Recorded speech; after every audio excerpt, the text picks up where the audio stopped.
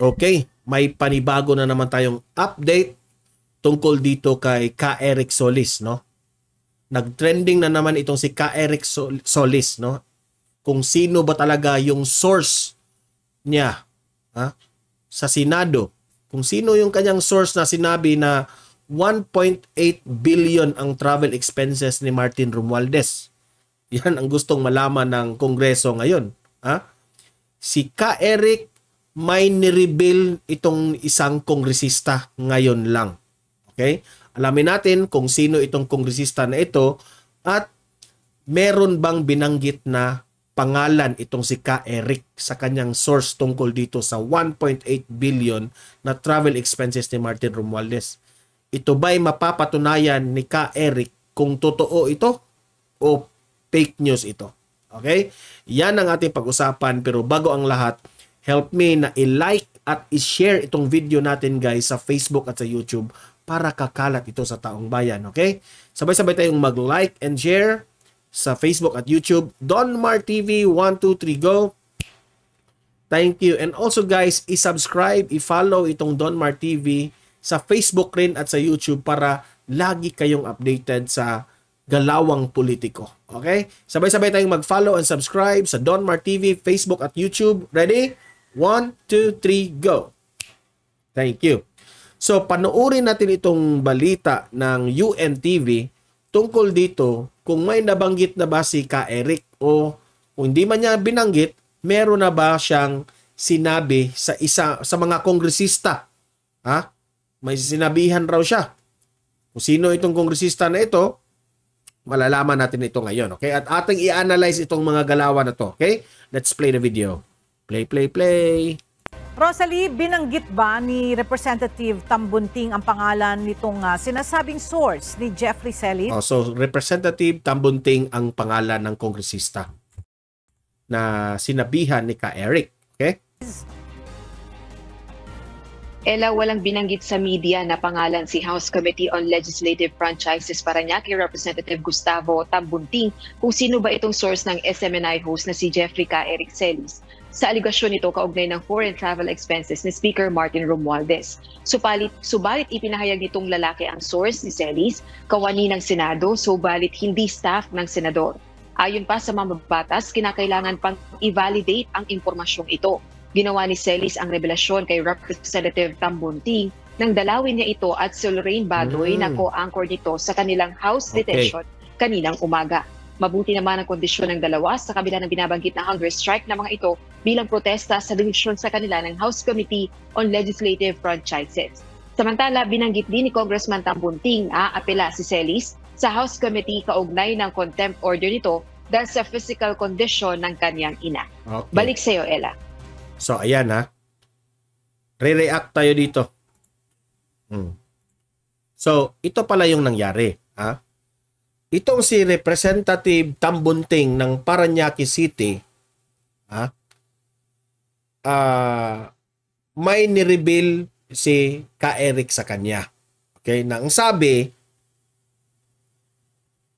ang information lang na napalabas sa media ngayon, hindi staff ng isang senador ang source ni Ka Eric.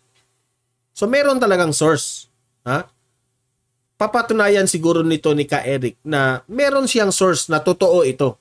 Pero clarify ni Ka Eric it's very clear na sa balitang ito, hindi staff ng isang senador ang source ni Ka Eric. Okay? So cut ito. Itong si Representative Tambunting ng Parañaque City, i-evaluate muna itong mga sinabi ni Ka Eric sa kanya. Okay? Itong information na ito, i-validate pa ito. Okay? Kasi itong si Tambunting, dinalaw pala niya itong si Ka Eric at itong si Lorraine Badoy, itong mga news anchor ng SMNI. Dinalaw niya. Okay? Kaya may sinabi siguro itong si Ka Eric Solis kung sino yung source.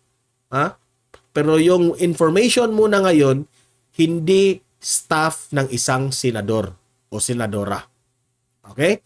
Kung matatandaan natin, itong si Ka Eric at si Lorraine Badoy ay gumawa ng hunger strike dahil hindi nila nagugustuhan itong mga ginagawa ng kongresista sa kanila na cite in contempt sila. Okay? Na hindi nila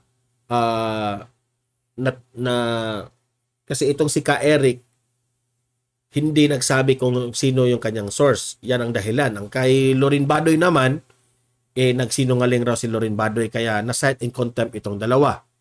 So, may ipinaglalaban itong dalawa si Ka Eric dahil nung nakita ko yung programa ni Ka Eric tungkol dito sa issue nitong si Martin Romualdez na travel expenses ay 1.8 billion, no?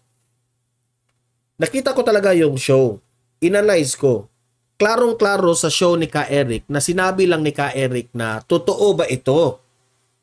Ha? May report may report na 1.8 billion ang travel expenses ni Martin Romualdez. So sobrang laki yan. 'Di ba? Totoo ba ito? Yan ang sabi ni Ka Eric.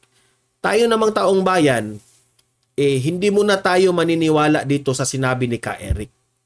Kasi hindi pa niya mabigay ang ebidensya. Now, let's be fair dito ha. Pero kung totoo man niya na 1.8 billion pesos ang travel expenses ng ating House Speaker Martin Romualdez, sobrang laki yan. Dapat imbestigahan ito. Di ba? Kung totoo man. Okay? Kasi nga, si VP Sara rin, iniimbestigahan ninyo, di ba? Para fair tayong lahat. Huwag tayong at ang hindi ko lang nagugustuhan dito sa Kongreso, bakit dadamayin ang buong SMNI na tanggalin yung prangkisa. Doon lang sila para sa akin mali. Pero dito, kay Ka Eric Celis, dapat pa niyang patunayan. Kaya naghihintay ang taong bayan. Kasi pangalan nyo yan, Sir Ka Eric. Okay? Kung sasabihin mo yung source na yan, hindi ko lang alam kung anong gagawin ng Kongreso. Idadamay ba yung source mo? Pero unfair naman siguro sa source ni Ka Eric, no? Baka sinabi na may i-reveal ako sa inyo, pero wag mong sabihin kung sino ako. Ganon. Unfair rin sa part ni Martin Romualdez kung gagamitin na lang natin itong ganitong sitwasyon. Like for example, ikaw, if gusto kong siraan ang isang tao, sasabihin ko, hala, kurakot ka pala, may narinig akong balita, totoo ba ito?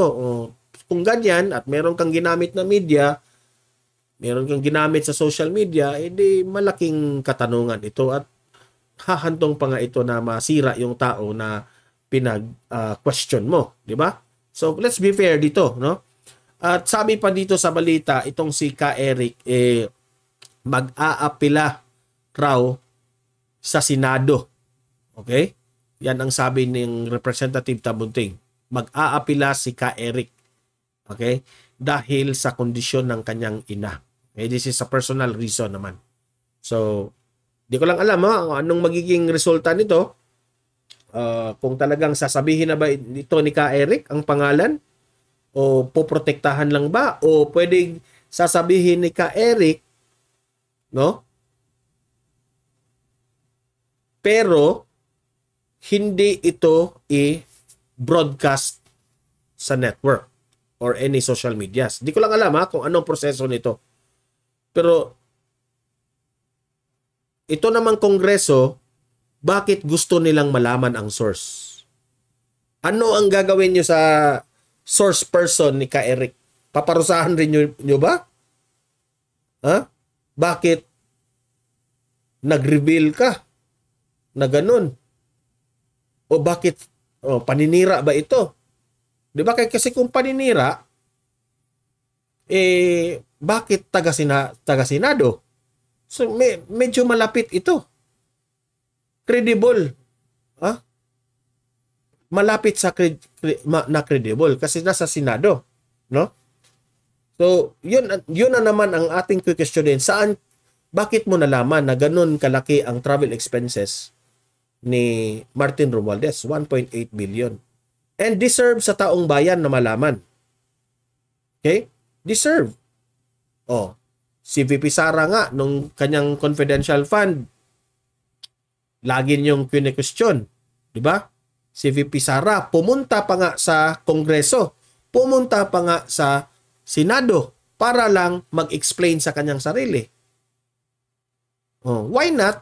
Gawin rin natin ito, no? Kapag totoo itong source na sinabi ni Ka Eric na 1.8 billion, baka pwede rin iimbestigahan itong si Martin Romualdez tungkol dito. To be fair. At malaman ng taong bayan kung talaga bang ganyan. Okay? That's for transparency. Oh. Kasi kung travel expenses ay 1.8 billion, example lang yan ha, kung totoo man yan, there's nothing wrong with that kung ganun kalaki. Kung talagang ginamit yan sa travel expenses, baka itong lagi siyang nagta-travel. Saan siya nagta-travel? Sino ang mga taong involved dito? Marami ba kayong nag-travel? Makikita yan lahat. Doon maki-question.